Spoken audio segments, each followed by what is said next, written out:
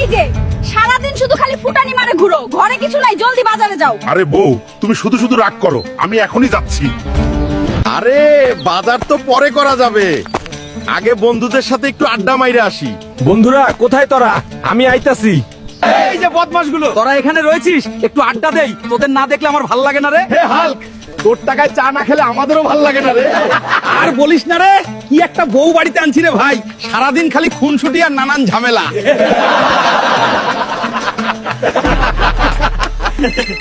মনে হয় শ্বশুর বাড়ি থেকে ফোন এসে গেছে। ঠিক আছে রে, আগে ফোনটা তুলে কথা বল।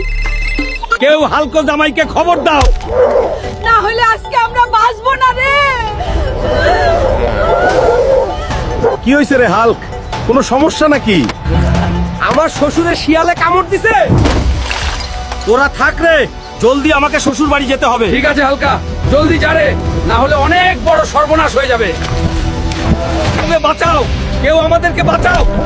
ওরে আল্লাহ, এখন আমরা কি করব রে? সারা বাড়িতে জঙ্গলি শিয়াল দিয়ে ভরে পড়েছে রে। শালা শিয়ালের বাচ্চারা আর কোনো জায়গা পাইলি না, আমার শ্বশুর বাড়ি গেছস।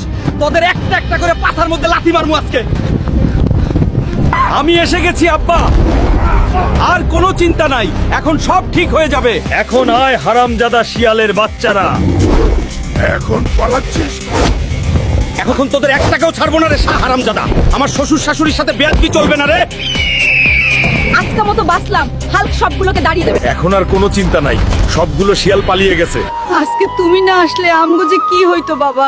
বন্ধুরা, তোমরা সবাই এই ভিডিওতে একটা লাইক করো, আর হ্যাঁ, চ্যানেলটাকে সবাই সাবস্ক্রাইব করে রাখো।